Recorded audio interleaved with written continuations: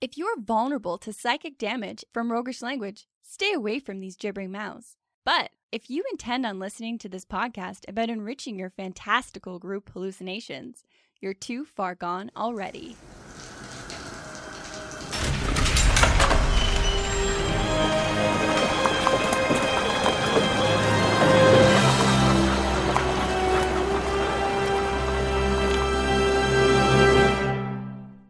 Your next game is not going to be an abysmal failure, and here's why. In this episode, we are going to answer why crit fumbles aren't a thing. And how we can make crit fails a great thing.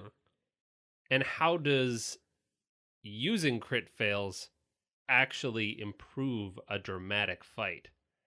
Let's make failing fun. We put the fun in failure. There's no fun. There's no fun in failure. Welcome to the Hook and Chance podcast. I'm Jordan. And I'm his brother Travis. All right, so one of your first and favorite characters you ever made and played was Seven, the Warlock Rogue. Yes. Who is, I'll admit, he was kind of created as like the epitome of a lone wolf badass. These are the early days. Very early days. But I have played him for literally a decade or more. But he's grown and he's changed a lot as I've learned how to play better characters and be a better player in D&D. Yeah. So take us through a little bit about the character. Well, he's kind of that badass fantasy personified. He's got a little bit of Batman in him. He's got a little bit of Sherlock Holmes in him. He wants to see corrupt governments dismantled. That's kind of his overall overarching goal. And yeah, he's just a trench coat wearing cool mamma jamma. And he wears a tricorn. And he wears a tricorn hat. Okay, so to get across our point in this episode, I wanted to take you through a brief encounter. So let's say Seven is taking down the cruel and evil orc bodyguard of a corrupt leader. He's successfully made his way through the estate perimeters, and now this final foe stands between him and his target. The shadows are hiding Seven well, especially with his drow-tailored cloak. Ooh. He's upon her, and you go to make an attack roll. So far, this sounds like Seven through and through. This is a very good setup. I'm into this. Okay, so I make an attack roll and I get a 1. So, Seven's foot slides on a patch of wet stone, and he falls flat on his back, letting out a loud oomph as the wind is knocked out of him. The orc turns around to see Seven sprawled out. Nope. Defenseless on the ground, and pulls out her massive two-handed hammer. She goes for an overhead swing, but the weapon flies from her grip as it's coming over her head, clattering against the wall. All right. What does Seven do? He stands up and he pulls out his backup short sword. Well, you still got your short sword. You didn't drop it. You just slipped and fell with this one. All right, fair enough. Okay, I'm ready. Yeah, you're ready. Go for another attack. Oh, shit. Look at that. You rolled another 1. Which, how often do players roll 2 1s in a row? Pretty friggin' often. Yeah. For as small as that chance should be, it feels like it happens constantly. Yeah, a lot of us have seen it happen. I roll a 1 and I try to lunge and stab with my sword, but I hit a 1. So what happens? So your lunge and stab. The sword tip bounces off of her armor, and it comes jabbing right back at your face. It slips up your nostril, and you take 1d4 damage. It cuts you. Well, this is friggin' great. I've now given myself a new fashionable nose piercing, and I was supposed to be taking down a corrupt noble. You're supposed to be an experienced rogue taking down a corrupt noble. Yeah. How does this happen? Because I'm like level 12 or something like that right now. But you rolled them 1s. So she reaches for her hammer that's fallen on the ground, but she hits her head on a wall sconce, recoiling. She looks around woozily, asking you if you're her mother? This is getting more and more ridiculous. Yes. That's an encounter described with critical fumbles. Gotcha. Yeah. And there's a very different way to approach this kind of fight. Ones can be just misses, and it creates a much more dramatic story. Well, and one is an automatic miss. Yeah, one is definitely a miss. That's the rules as written. Yes. So let's take that again, just considering it all as misses. So with the same rolls, 7 closes the distance in an instant, but she's just as quick. As 7's sword reaches towards her, she whips around herself, slamming her armored forearms against the sword and deflecting it. She pulls the massive hammer from her back, bringing it to bear in a fluid motion, and as it's coming into your ribs, you barely feel it connect as you roll with its momentum, back on your feet with perfect ease as it rolls over your body. I'm into this more. And you go for that second attack. You think you can slip your sword into her exposed shoulder as she's kind of turned towards you, but she's back in control way quicker than you thought. You connect with the handle of her hammer as she tries to push you away with it. Cool. And with the space between you, she raises her weapon for a vicious overhead smash. You spring backwards, throwing yourself against the wall, and you nearly feel the hammer brush against your face on its way to the floor as it smashes into the stone and sends Holy a spray. moly. Yeah, that was close. That felt like a close call. Do you feel like 7's cooler in that second example? Well, obviously. But yeah, exactly right. Like, he feels more capable than obviously your previous description. In fact, both fighters do. Yeah. So let's get into the strategy stateroom and figure out why. This is the strategy stateroom, where inventive and cunning tactics are crafted for when they're needed most.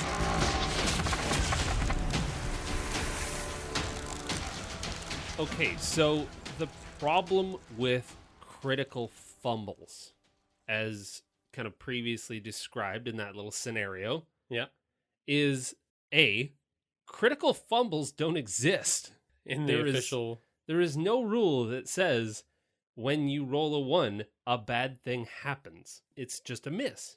Yeah. You miss. So it's a homebrew that's just found its way into a lot of the games that you and I have played. Yeah, and somehow that has never really been separated. It's just part of what we assume a 1 is. And this is all to say that, at least from my perspective, fumbles should not exist in a game, and they're kind of the antithesis of a really good fantasy story, because they don't have any place in a heroic story.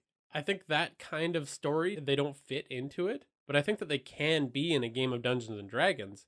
I think everyone just has to be on the same page with the theme. Like, it changes the game in a major way. And unless everybody understands that's playing the game, there's going to be some conflict there. I guess so.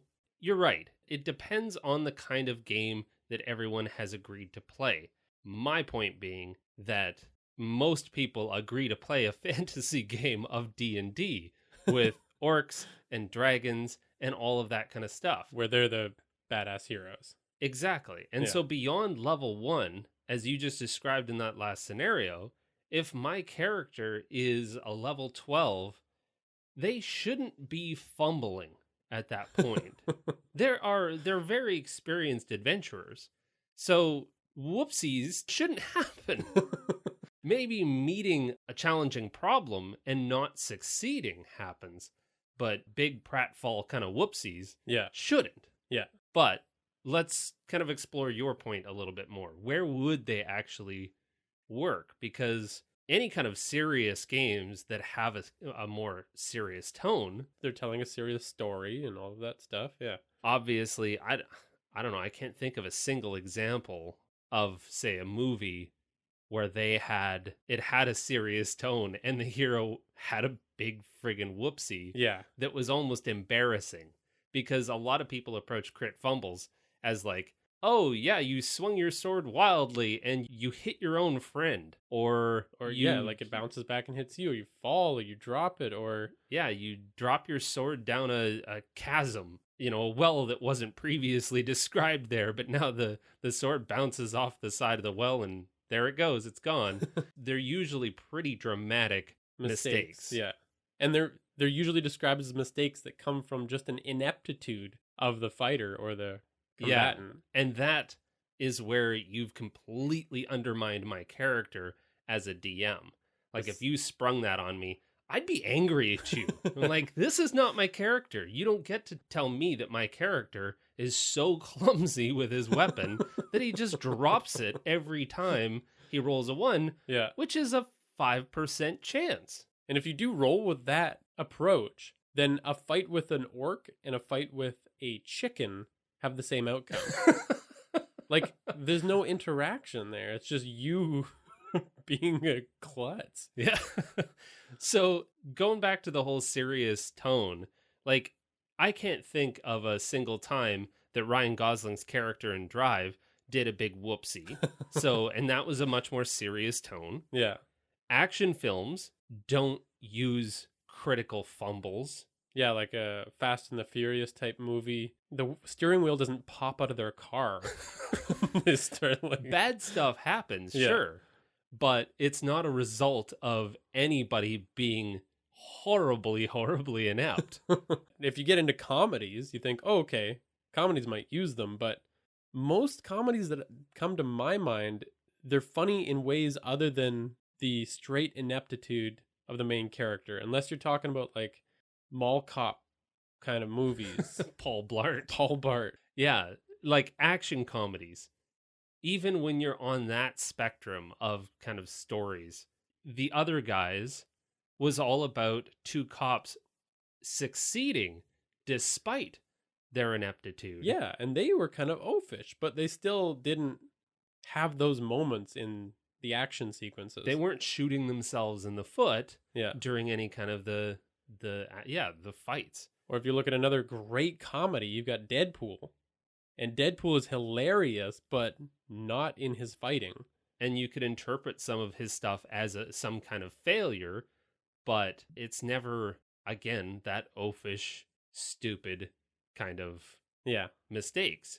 And I think even straight comedies, now we're out of the realm of action comedies. If you go into straight comedy, a movie like, for instance, Tommy Boy, the example that comes to mind, if you're familiar with Tommy Boy, there's a scene in there where the hood of their car comes flying up and blocks them, and they get into this crazy mishap. But that was because, if we were to turn it into D&D terms, Tommy failed his mechanics roll, I guess. He rolled a 1, his intelligence check, to fix the car and put more oil in the car. And so he left the can in, and that meant that the lid wouldn't close. So that was the result of his fumble on mechanics. Yeah. Crit 1. So where do actual crit, are there any genres that really fit the crit fail? Well, I think that kind of madcap, there's only a few examples that come to my mind, and some of them are really old, like the Leslie Nielsen.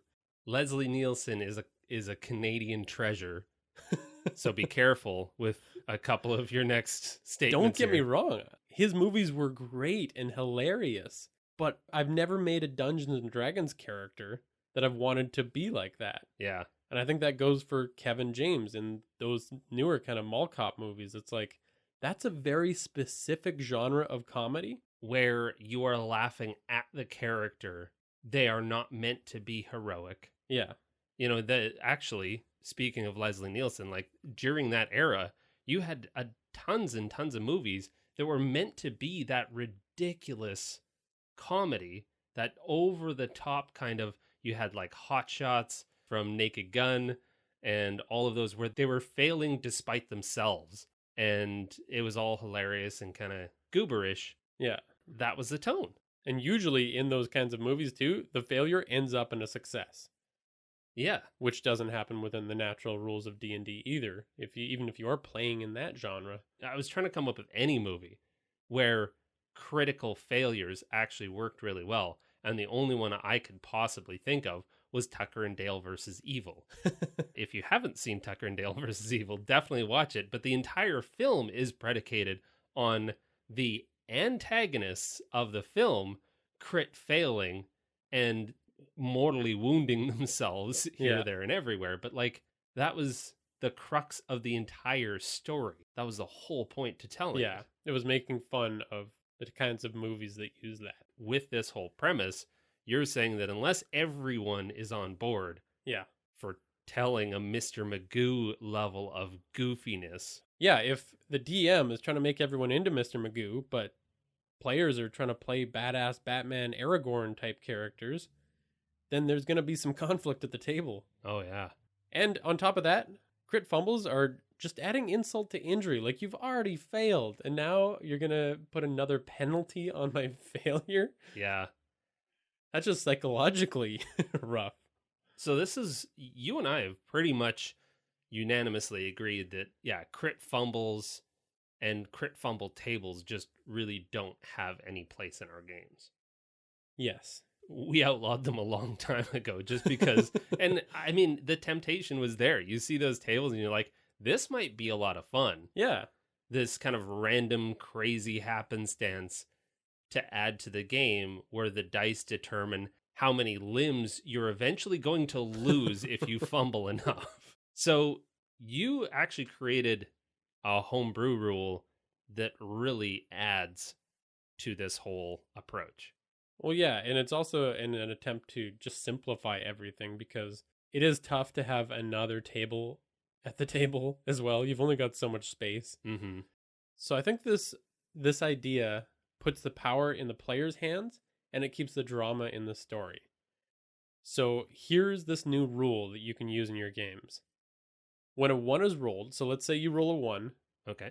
You get to choose if that's going to be a crit fumble. If you're going to drop your weapon, for example. Okay. Or you can just have it as a regular failure. It's just you a miss. Yeah. Okay. If you choose to take that fumble, your next roll you can get advantage on. So I get to, as a player, I roll a 1, and at that point I get to say, okay, I want to take the fumble or I just want to miss. And if I take the fumble, then I get to add advantage to my next skill check or ability check or attack roll. Yeah. And I think that idea came from every story that I've seen told well in movies, where the hero messes up bad, and then what happens after that is the redemption, where they do something really cool to make up for it. That adds drama. Yeah. Like, that adds that up and down and the back and the forth, and you're not really sure, is the hero going to make it out of this alive? Bad things are happening, but they're not pratfalls.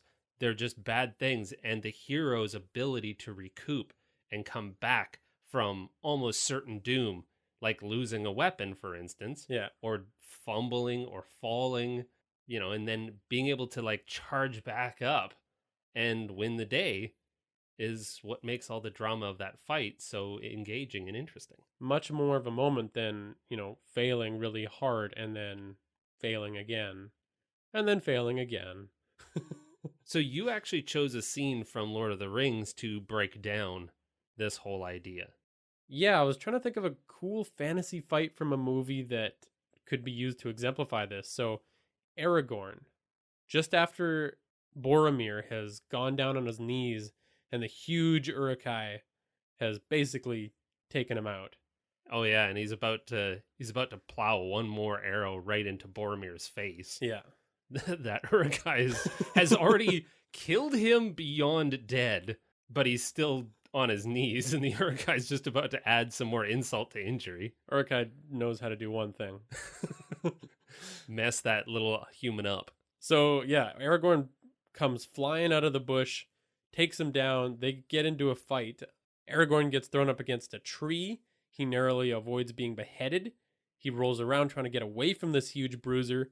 He stabs him in the leg. The Uruk-hai grabs that dagger and whips it at him. He hits it away with his sword. Then they get into a little more sword play, and Aragorn stabs him through the gut and then beheads him. Man, that was a cool scene. That was such a good fight. Yeah. With the Uruk-hai throwing his shield and, sticking him to the tree. And then just that, the gravity of when he stabs him, and then the Uruk-hai just comes closer down on his sword. Grabs the sword, pulls him in. Yeah. So cool. So how does this rule come into play with that fight scene? So if we look at a few of the potential attack rolls from that fight, you've got the Uruk-hai grapples and throws Aragorn at the beginning. Okay. Throws him away. Aragorn could have rolled a 1 on that grapple check. So if he did, he decides to take the fumble and he drops his sword. Sure. Yeah, because he bats that sword right out of the way. Yeah.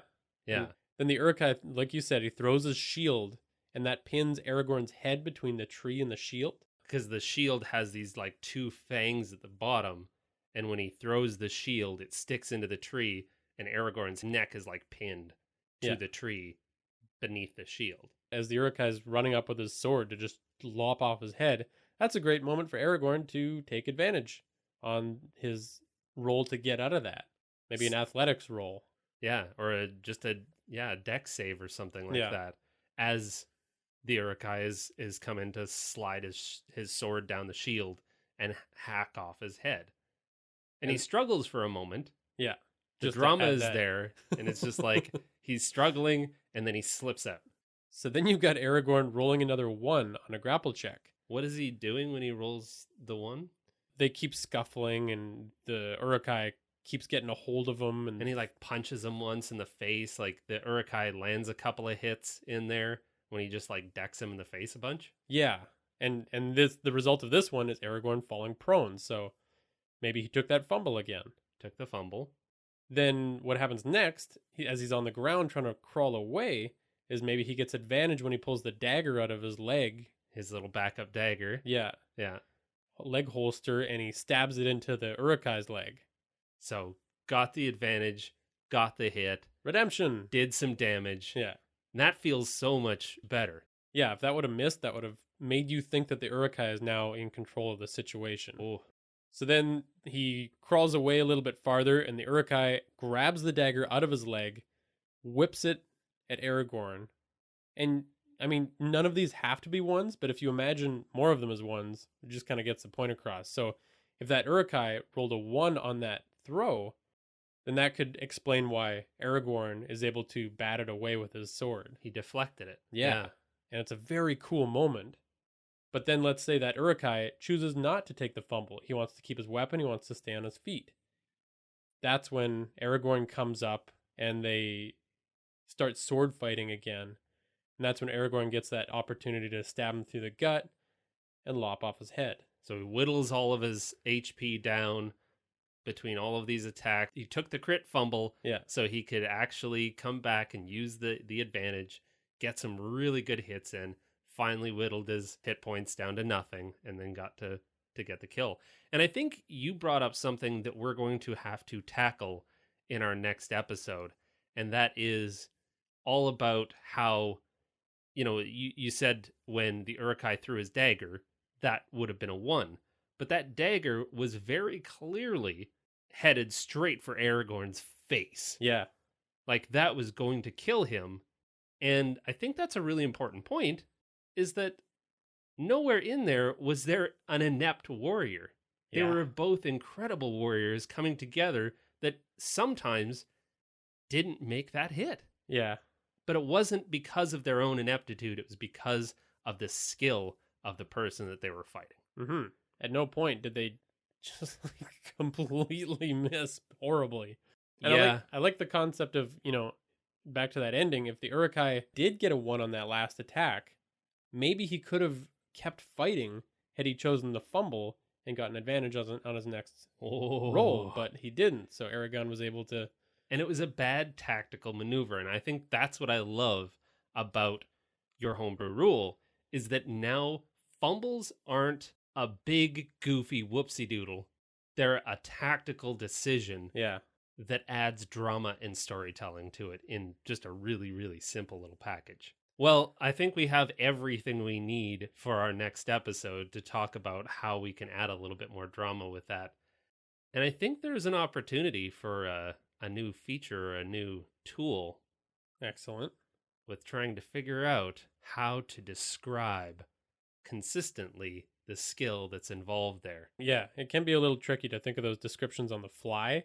So maybe something that just helps a little bit nail those down in the moment. Love it. Let's do that.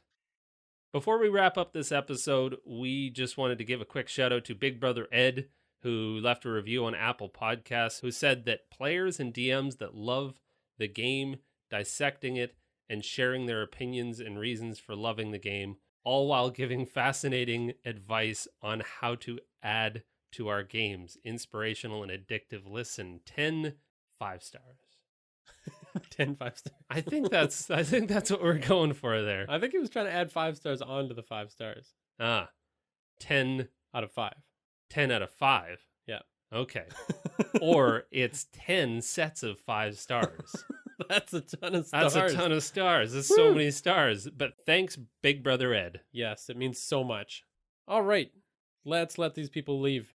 You can come chat with us on Twitter, Facebook, Instagram, Discord, and Reddit at Hook and Chance. And thanks to Tabletop Audio for all of the sound effects that you heard in this episode. Thanks for listening. And play great games. We got one? We did it, everyone. Yay! That was the goal of this podcast. We're done now. Bye-bye. See ya.